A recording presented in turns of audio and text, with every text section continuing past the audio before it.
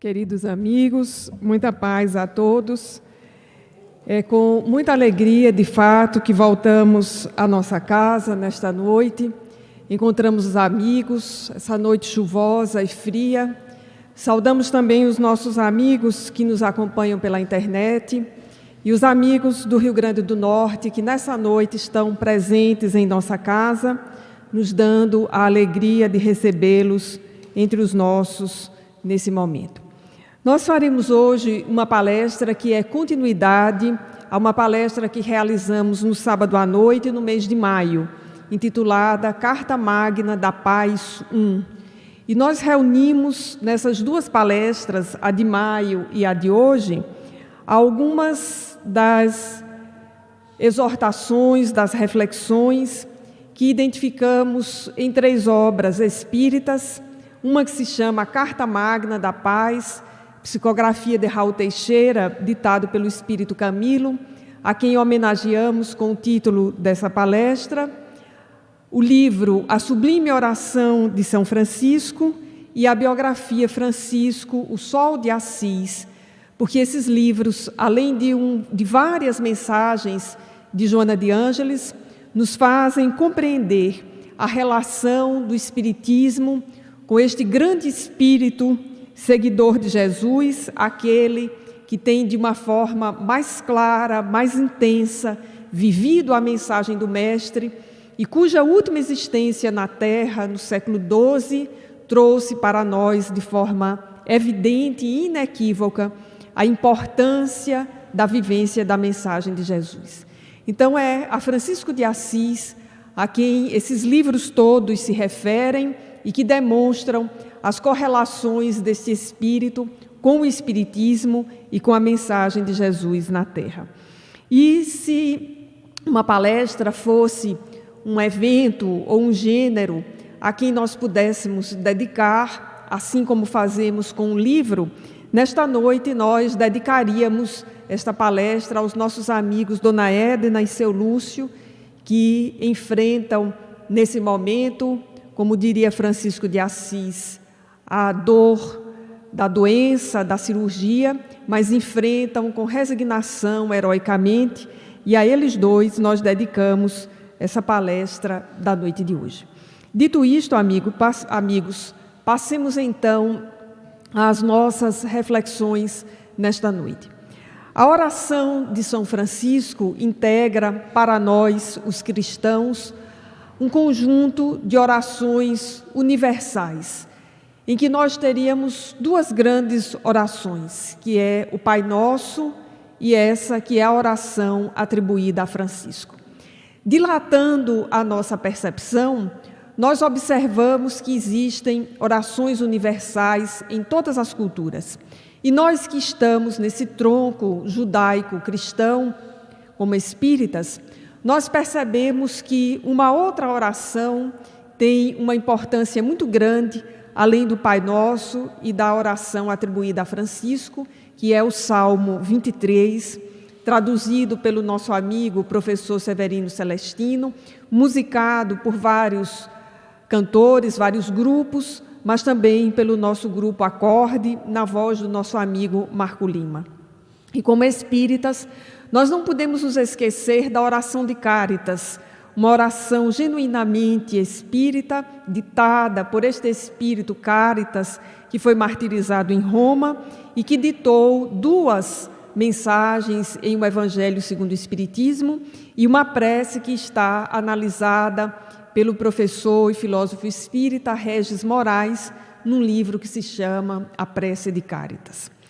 Não obstante Allan Kardec tenha escrito o capítulo 28 de O Evangelho segundo o Espiritismo, com uma coletânea de preces espíritas, e a tônica da prece espírita seja essa prece que nós fazemos ao sabor das nossas emoções, revestindo a nossa emoção e o nosso pensamento por palavras, a educação espírita nos leva a compreender que não são as preces decoradas que fazem a nossa conexão com o Criador, com os espíritos amigos. Nós não deixamos de reconhecer com o codificador por exemplo, no capítulo 28, que a oração universal por excelência é o Pai Nosso. E Kardec faz uma análise, sentença a sentença, do Pai Nosso na abertura do último capítulo do Evangelho segundo o Espiritismo, e que o nosso amigo Érico Miranda teve a oportunidade de analisar aqui há umas 3 semanas atrás. E nós entendemos também, como nos lembra Oscar, a importância de nós sabermos decorado essas orações universais, porque há momentos em nossa vida que, tomados de emoção, nós não conseguimos articular palavras de uma forma inteligível, nem para nós, nem para os espíritos que nos secundam e que coletam as nossas preces. Por isso, nós precisamos ter um repertório de algumas orações, e essas orações universais têm esse grande poder de que, com as suas sentenças profundas, ao repeti-las, nós nos conectamos à espiritualidade superior. Nós verificamos um exemplo prático disto na obra Voltei, do irmão Jacob, que na verdade é o pseudônimo do grande espírita Frederico Figner, que havia inclusive sido vice-presidente da Federação Espírita Brasileira, assumido a presidência em várias ocasiões, amigo pessoal de Chico Xavier, um grande filântropo, um homem que a seu tempo foi conhecido no Rio de Janeiro como um filântropo e um caridoso, mas narrando o seu próprio desencarne um ano depois a Chico Xavier, dando ensejo à obra Voltei, ele teve a oportunidade de dizer que naquele momento que nós chamamos, a partir da literatura espírita, de o passamento, a hora da morte, ele sentiu um grande temor e só não sucumbiu àquele temor porque ele lembrou das suas raízes judaicas, ele que era judeu de família, de nascimento, e orou com convicção o Salmo 23, aquele que diz: o Senhor é meu pastor e de nada sentirei falta.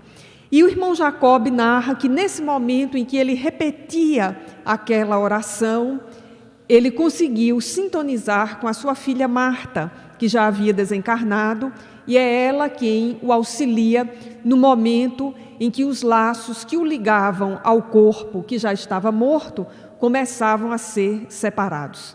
E para a nossa surpresa, esse grande homem, esse grande espírita, que inclusive tem a coragem de narrar a sua dificuldade, foi no grupo daqueles que estavam sendo resgatados naquele dia, mais ou menos um dos últimos colocados. Ele estava na equipe do Dr. Bezerra de Menezes, que havia vindo à Terra, mais especificamente ao Rio de Janeiro naquele dia, para acolher os recém-desencarnados, os desencarnantes, digamos assim.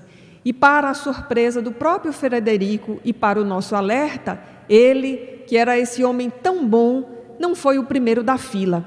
No momento em que estavam sendo levados a uma colônia espiritual e precisavam volitar, eram espíritos mais ou menos lúcidos, o Dr. Bezerra de Menezes pediu que mantivessem-se em uma espécie de fila indiana e se mantivessem na sua sintonia.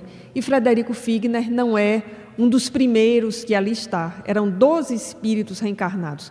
Para sua surpresa, espera-se até o último instante que o espírito que havia animado o corpo de uma mulher, mas cuja biografia era a de uma professora anônima, extremamente devotada à sua profissão, aos seus alunos, à sua família, ao seu bairro, integre-se ao grupo, e era ela, o espírito, naquele instante, com a maior capacidade de sintonizar com o Dr. Bezerra de Menezes. E o irmão Jacob, então, ele diz que enquanto ali estava volitando até a colônia espiritual onde seria recebido, ele permaneceu repetindo o Salmo 23.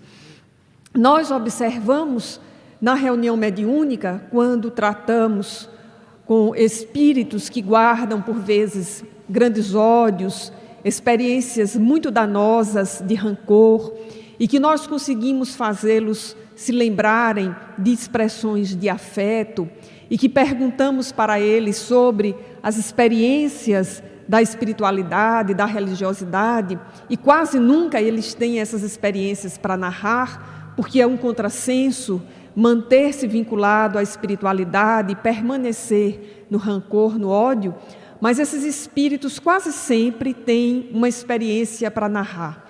E nós perguntamos então que orações eles conhecem.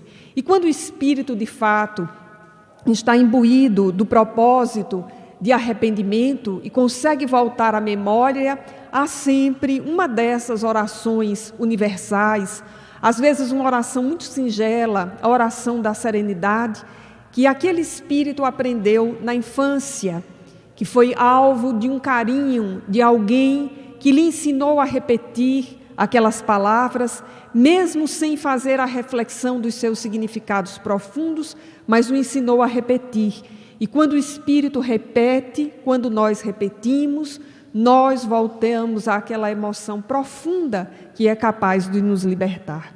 Então, um dia desses, orientando a nossa mediúnica, Oscar nos lembrava dessa importância, dessas orações universais, e ele fez esse conjunto de 4, o Pai Nosso, a oração de São Francisco, Salmo 23 e a prece de Cáritas, para que nós soubéssemos decorados. E qual não foi a nossa vergonha? Porque dessas 4, talvez nós só saibamos o Pai Nosso de forma decorada. No aperto, nós só poderíamos recorrer ao Pai Nosso. E ainda assim, com todos aqueles problemas de tradução, conforme o nosso amigo Severino Celestino tem nos advertido em suas inúmeras palestras. E a oração de Cáritas, por exemplo, que é uma oração longa, organizada em parágrafos, diferentemente da oração de São Francisco, que é organizada em versos, é uma oração que pouquíssimos espíritas sabem de cor.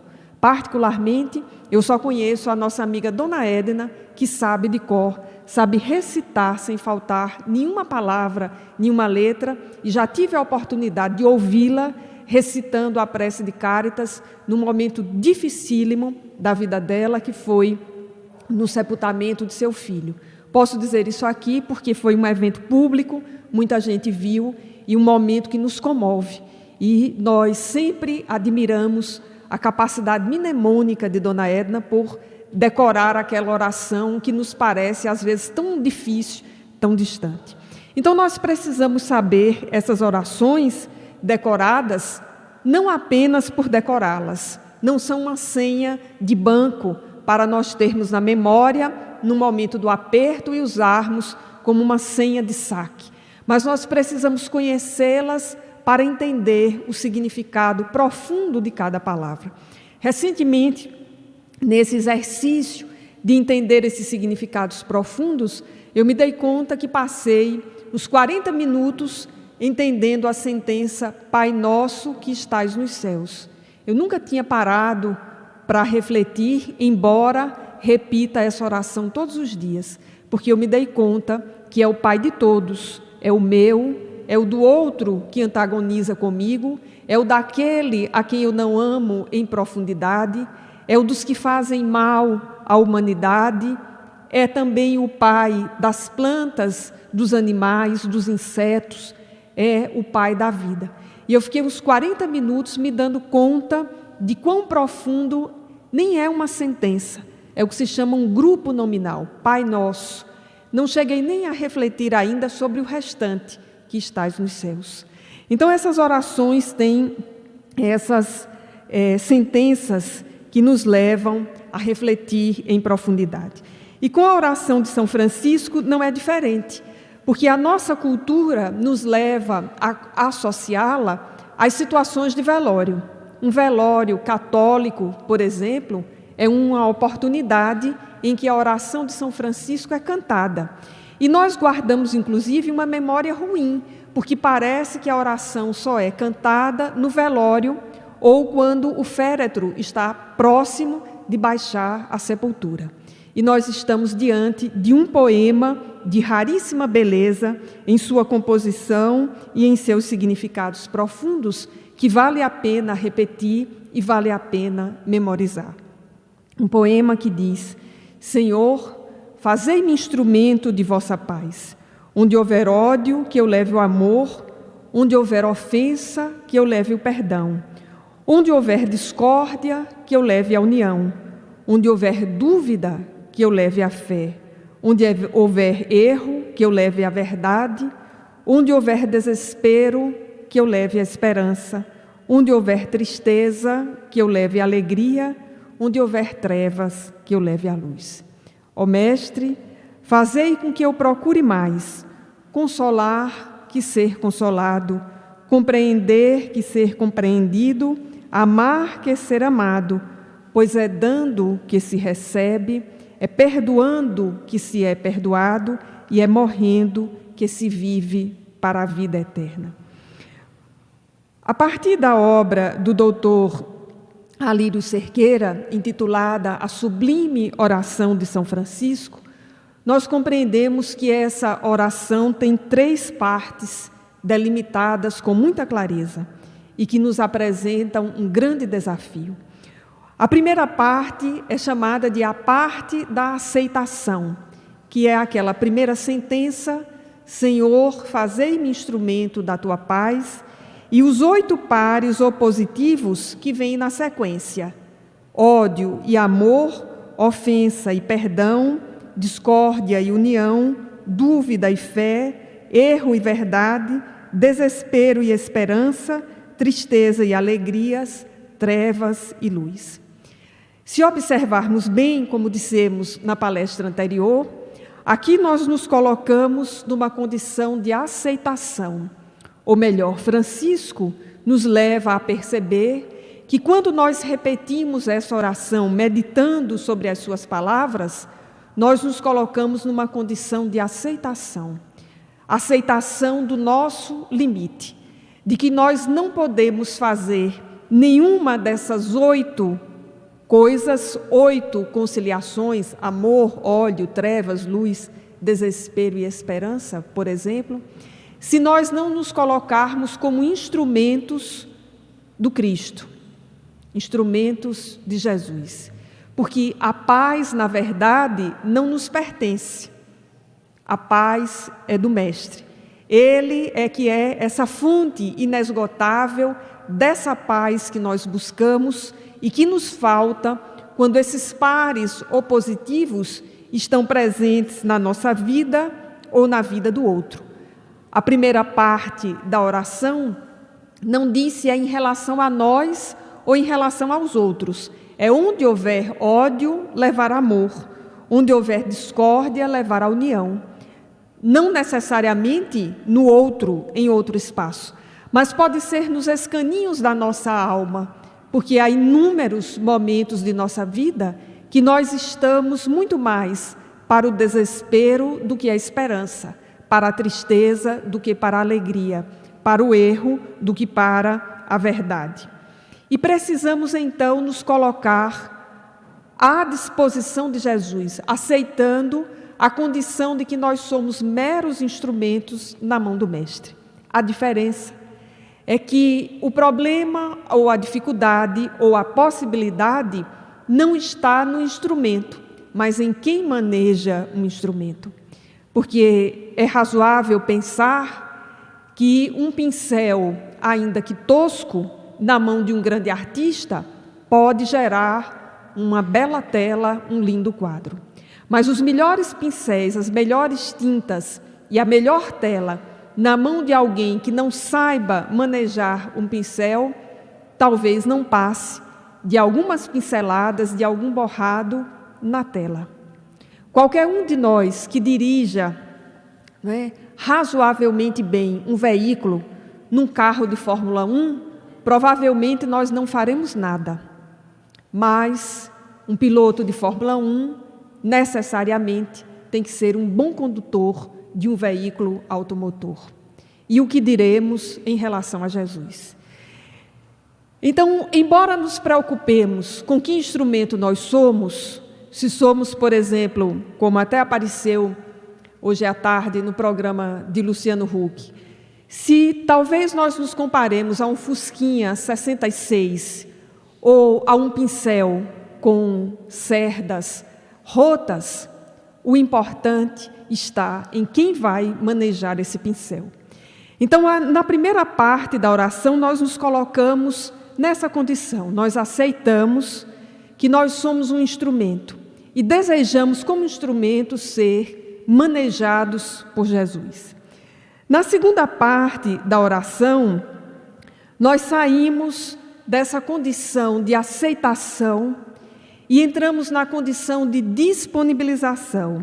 Nós nos dispomos a fazer alguma coisa, que é aquela parte em que nós dizemos: ó Mestre, fazei com que eu procure mais, consolar do que ser consolado, compreender do que ser compreendido, amar do que ser amado. Embora chegar a esse estágio seja fundamentalmente, como dizem todos os autores, uma decorrência da nossa conexão com Jesus, quando nós repetimos essa oração e entendemos esse segundo estágio, nós já somos um pouco mais do que um instrumento que é manejado.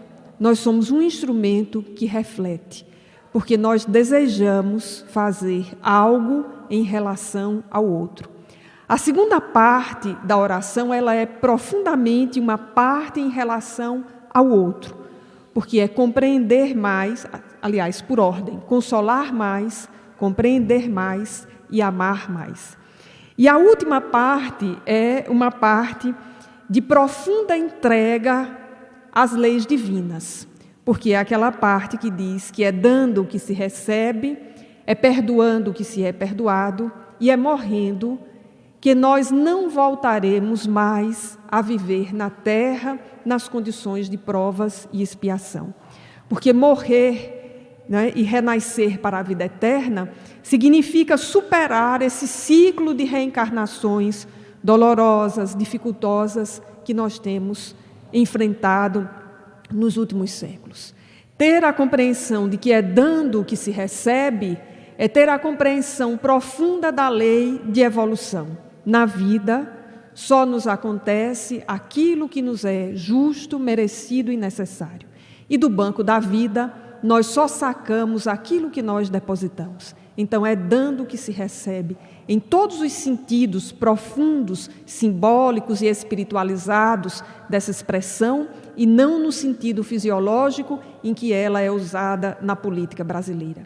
É dando que se recebe, está retratado em N situações da vida, inclusive na terceira lei de Newton, que é a lei da ação e da reação.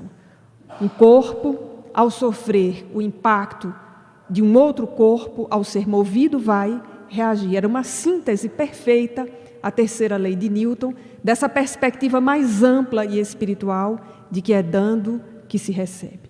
Mas como esse nível é o mais alto para todos nós, porque ele exige, inclusive, que nós perdoemos para que sejamos perdoados, que é o mesmo da oração do Pai Nosso, quando nós pedimos que sejamos perdoados quando nós perdoarmos os outros, nós deixamos esse terceiro nível para outras reflexões e queremos nos concentrar hoje nesse segundo nível, que é o nível da disponibilização, quando nós compreendemos que é preciso consolar mais, compreender mais e amar mais do que ser consolado, compreendido e amado.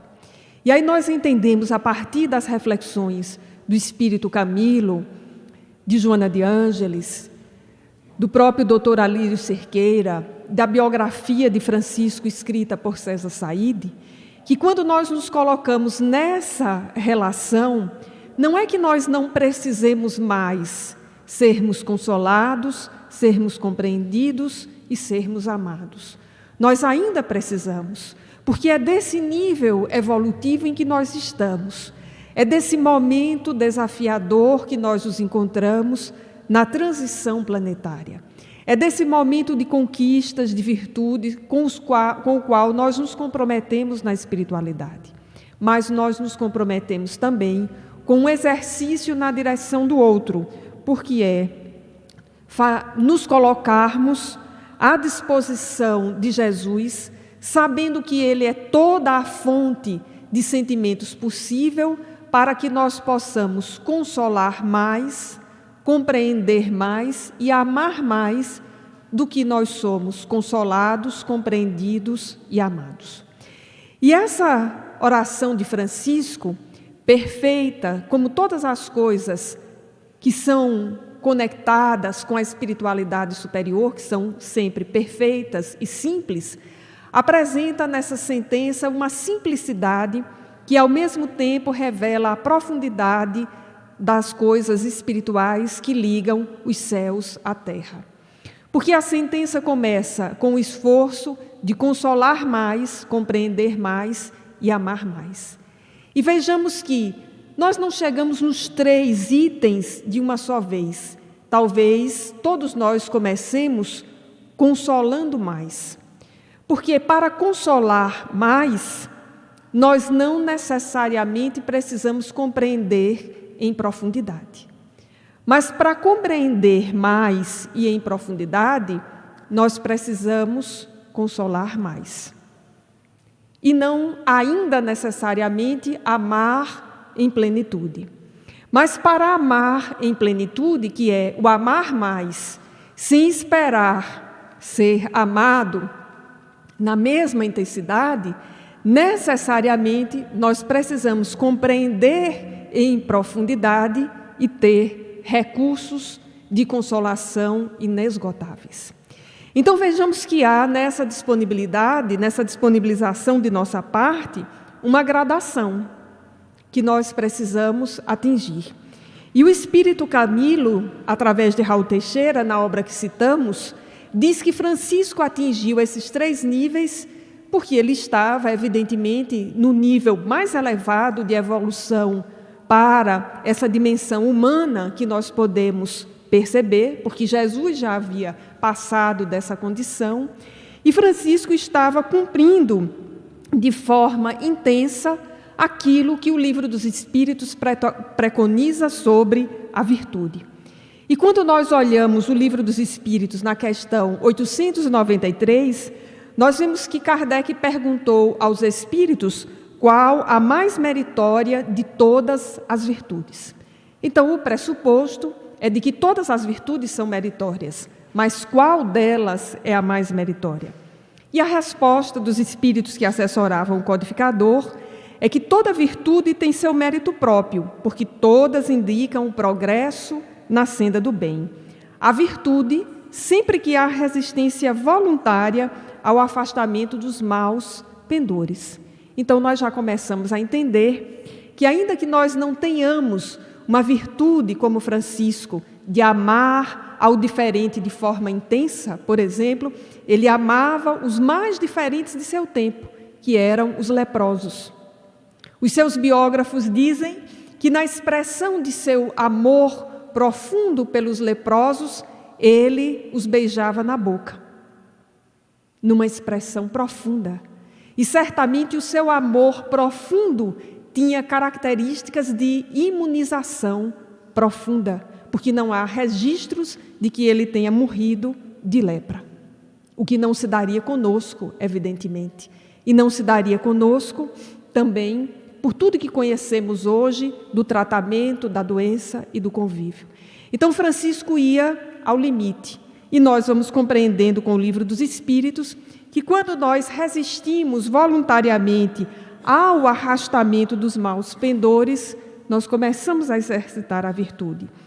E que a sublimidade está no sacrifício do interesse pessoal pelo bem do próximo, sem pensamento oculto.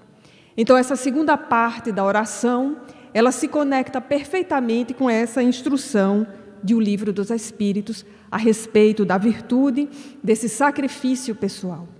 E quando Francisco nos ensina que nós busquemos, ó Mestre, fazei com que eu consiga consolar mais, compreender mais, amar mais, ele está nos instruindo a que nós busquemos forças para fazer isso. Nós poderíamos dizer, dai-me forças para que eu consiga consolar mais, ajuda-me para que eu consiga consolar mais. E essa gradação, ela é importante porque nós vamos, a partir do sentimento de empatia para com o outro, inicialmente, e depois, caminhando para o sentimento de compaixão, nós vamos chegar no nível mais intenso, que é amar mais sem esperar ser amado. Porque para consolar alguém, é preciso ter um mínimo de empatia, porque senão nós não vamos conseguir consolar. E lendo a biografia de Francisco, por César Saide, eu identifiquei algo que muito me emocionou. A partir da leitura de Leonardo Boff, que é um teólogo católico, grande biógrafo de Francisco de Assis, estão listadas algumas das características, qualidades de Francisco. E uma delas era a de ser cortês. E ele fazia questão com que os frades que estavam com ele, os irmãos menores, fossem absolutamente corteses. E eu fiquei muito interessada no que isso significava e no que tinha a ver com a oração. E eu fui compreender alguns fatos. Narram-se entre as muitas histórias sobre Francisco, e que certamente são histórias da Idade Média, e que precisam ser contextualizadas naquele momento histórico, no lugar em que ele viveu, mas narra-se uma história muito curiosa sobre o ensinamento da cortesia e da consolação. Disse que os frades que estavam com Francisco estavam muito temerosos, porque ladrões cercavam a pequena morada em que eles estavam, que era absolutamente insegura, não oferecia resistência alguma. E como eles tinham alguns víveres que coletavam na cidade, eles eram um alvo fácil dos ladrões. E nós já começamos a entender quem eram os ladrões da Idade Média. Ladrões que roubavam para se alimentar.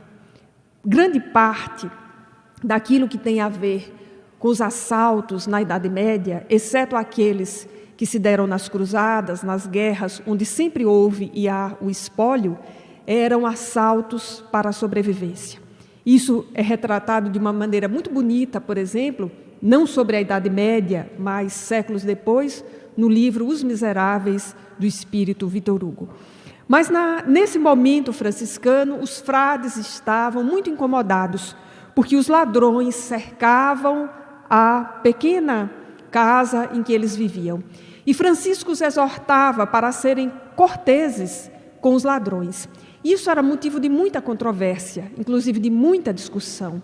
Porque como ser cortês com quem vem nos tomar aquilo que nós temos, com quem vem roubar aquilo que nós temos? Mas Francisco insistia que eles deveriam ser corteses. E em dado momento ele insistiu que os frades fossem ao encontro dos ladrões. Mas os frades não conseguiram fazer isso. E Francisco então disse que iria com eles à noite às cercanias da cidade. E por uma noite, 2 noites, várias noites, nas cercanias da cidade, Francisco andava com os frades gritando: irmãos ladrões, nós te amamos, venham jantar conosco. E os ladrões não iam. E ele continuava chamando: irmãos ladrões, nós te amamos, venham jantar conosco. Até que um dia apareceu um pequeno grupo. Puseram uma espécie de toalha, apresentaram os víveres, sentaram-se para comer com os ladrões, e quando estavam dividindo um frango, o único frango que ele tinha, Francisco olhou para os frades e disse: vejam como eles são simpáticos. E os ladrões ficaram tomados de espanto, porque ninguém nunca lhes havia elogiado.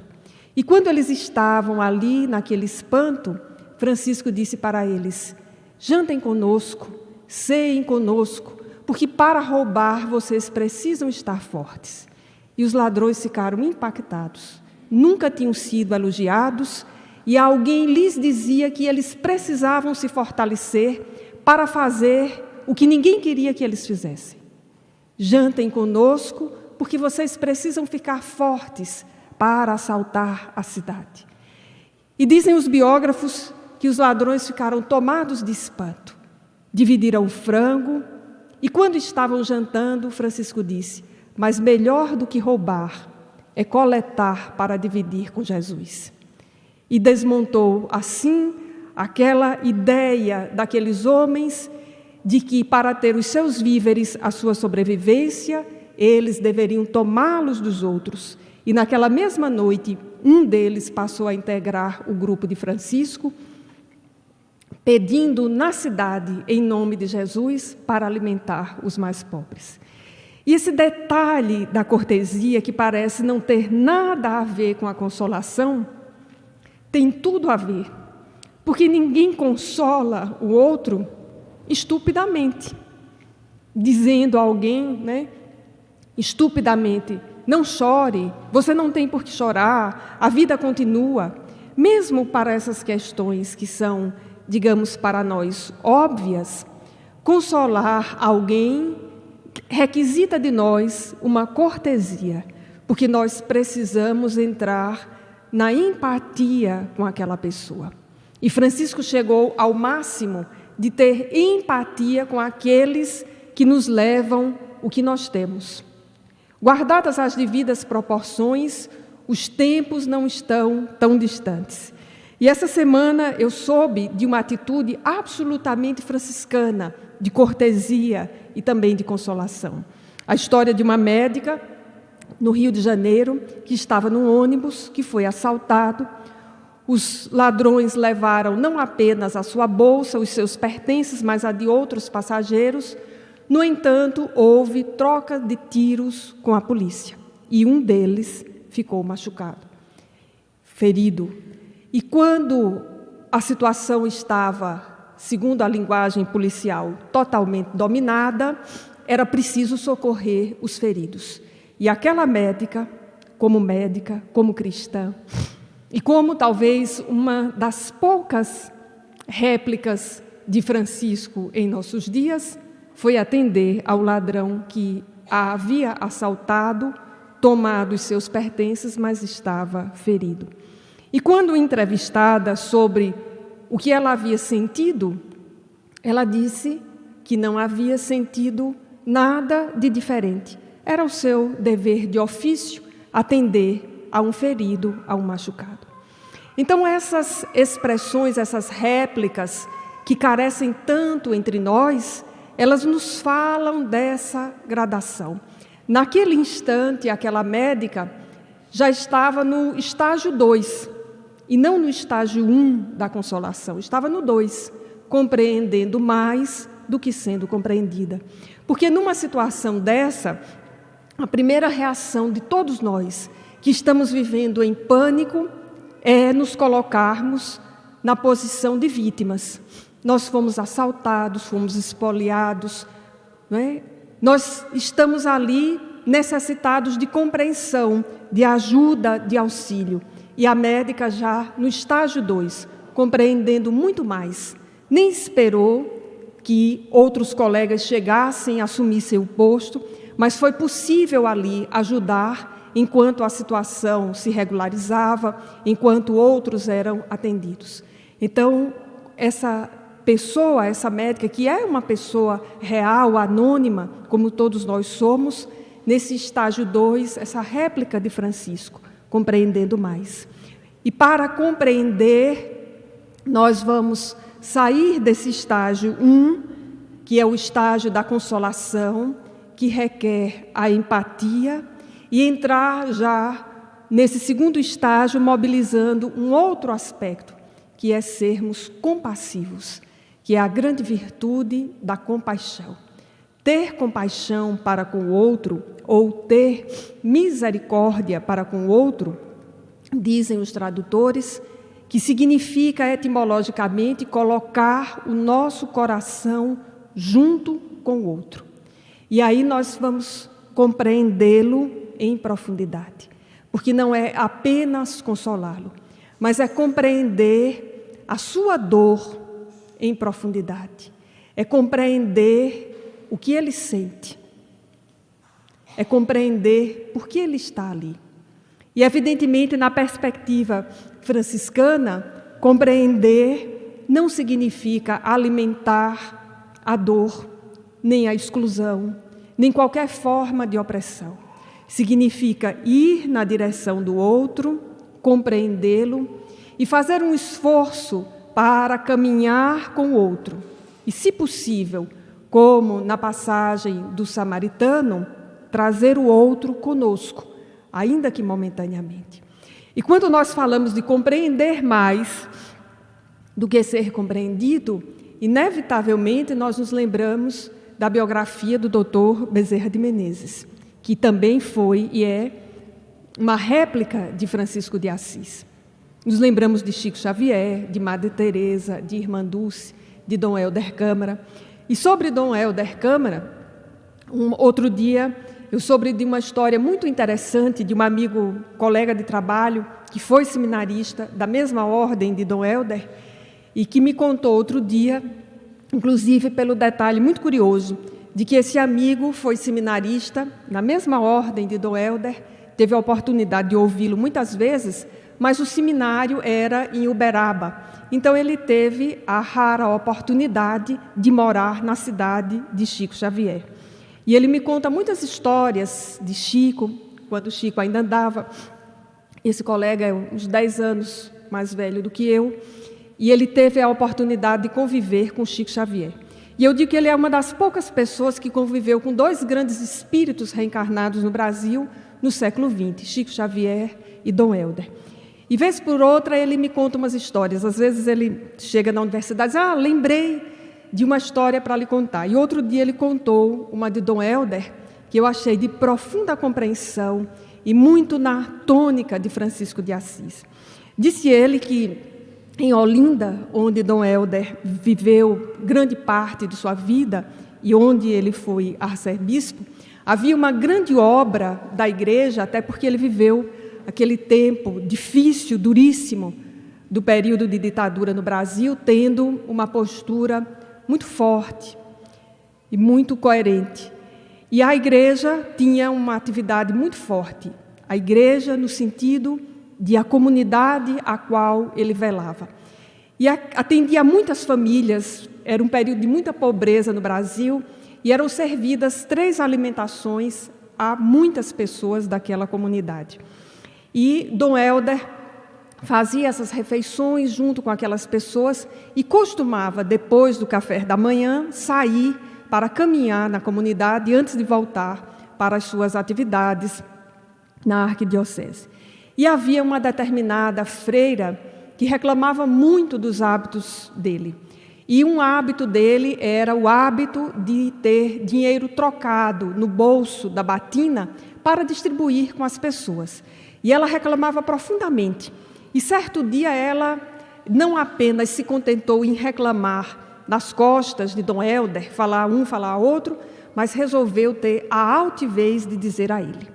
Então ela tomou a resolução de que lhe diria, disse, o senhor sabe que o senhor coloca, que o senhor desfaz, aliás, o serviço que nós fazemos aqui?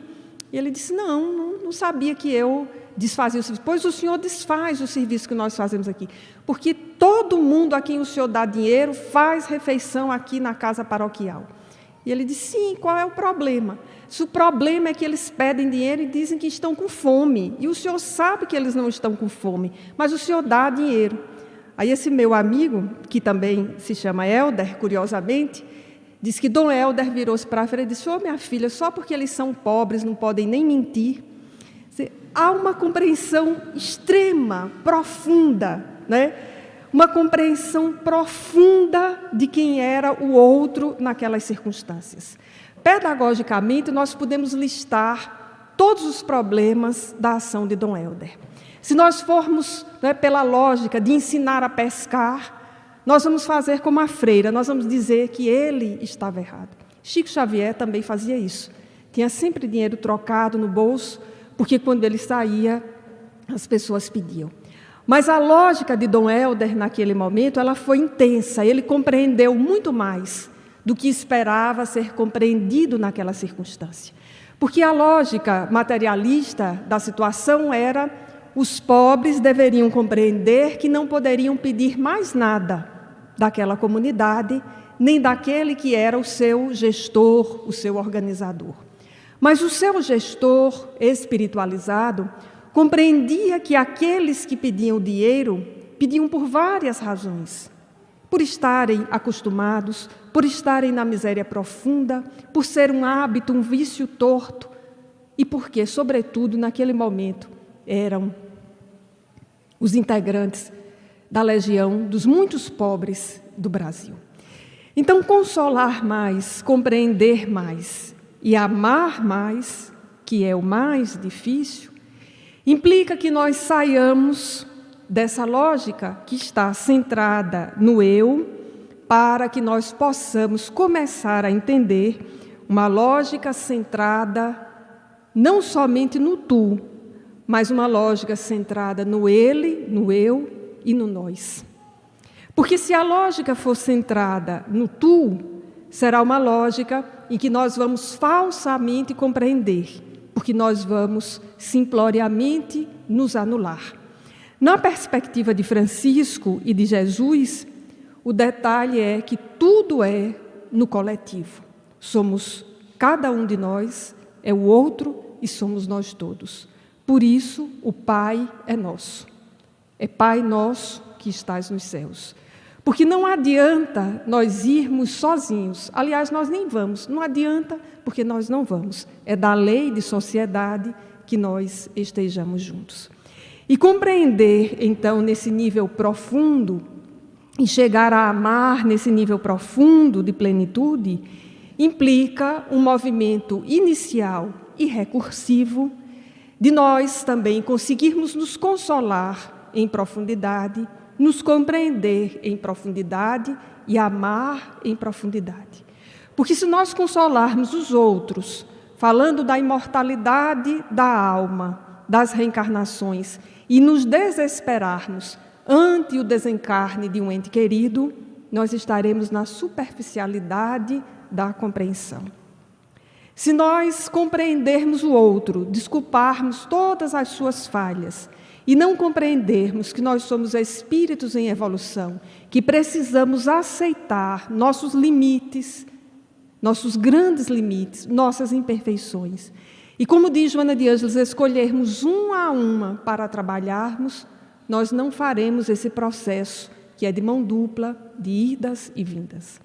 E só ama muito mais, sem esperar ser amado na mesma proporção, quem se ama e quem se sabe amado pelo Pai da vida, por aquele que a cada um de nós dá o pão nosso de cada dia. Aquele que nos permite essa experiência, como diz Joana de Ângeles, de nos reconhecermos filhos de Deus. Então, amigos, nesses dias tumultuosos, em que parece que as coisas perdem os seus contornos, ficam superpostas, em que escasseiam as réplicas de Francisco, como escasseiam as réplicas de Jesus, nós temos entendido, como Joana de Ângeles, numa mensagem intitulada Em Louvor ao Irmão Sol, que talvez nós precisemos em uníssono pedir a Jesus que Francisco volte. Ainda que ele não volte em pessoa, dada a sua evolução espiritual, mas que ele volte nessas réplicas que estão por aí e que precisam ser mais vistas. Não é que precisam aparecer, é que nós precisamos ter olhos de vê-las e de enxergá-las. E nós precisamos entrar nesse coro que peça esse retorno de Francisco às nossas vidas, nos dispondo nós mesmos a sermos réplicas dos seus ensinamentos. E para encerrar essa palestra, vou fazer um esforço de ler um poema, porque eu leio poemas muito mal. Esse meu colega da universidade que eu citei lê de forma excelente, mas eu vou fazer um esforço de ler o poema Traz Ele de Volta, de César Saide, que está nesse livro, Francisco, o Sol de Assis, e com isso encerrar a nossa palestra, estimulando a todos para que leiam as obras sobre Francisco. E o poema diz assim: lembra-te dele nas suas lembranças mais esquecidas, recorda seus sorrisos de primavera e seus abraços de verão e do balé das estações que era estar ao seu lado. Traz ele de volta, revive seu canto nas ruas por onde passa, noutras formas de pobreza que graça, junto às pessoas que encontra esquecidas delas mesmas. Traz ele de volta, cultiva um pouco de esperança, na atenção a uma criança, no norte para o jovem, na serenidade a um adulto, na paciência com os muitos que viveram. Traz ele de volta, sem temer a loucura e o feitiço do amor, os risos e o deboche e a indiferença, quando falares de ternura e deres amizade verdadeira. Dança sob a chuva, silencia quando todos falarem, fala quando muitos não quiserem ouvir. Traz ele de volta, na pobreza dos teus dias de tanta cultura, mas vazia de sentimento. Declama versos de simpatia em estrofes de alegria. Tece uma guirlanda de flores silvestres e deposita-a na fronte de um doente. Espalha sorrisos e pães, carinhos e abraços, beijando com doçura quem te pede compreensão. Traz ele de volta em cada passo dos teus pés, no compasso do amor que nunca se esgota na canção cheia de sol. Semeia com teus olhos novas esperanças e colhe sonhos de amor em teus gestos simples. Traz ele de volta e vive a liberdade proposta no abraço que não retém, nos sorrisos que não aprisionam, nas conversas que não controlam, nos gestos que não seduzem, no silêncio que não recrimina nem examina, apenas acolhe. Enfeita a tua casa com guizos, margaridas, rosas e jasmins. Assa o pão da amizade, prepara o vinho da esperança. E quando o vento cantar suas canções nos galhos do arvoredo, mistura teu encanto ao dele e chama o pobrezinho para rir e amar. Pois tudo o que ele mais deseja é ficar ao teu lado, de mãos dadas com você, como um menestrel do bem, um trovador da alegria, fazendo versos de amor em meio aos reversos da vida. Traz ele de volta. César Saide, no livro Francisco, o Sol de Assis. Muita paz a todos.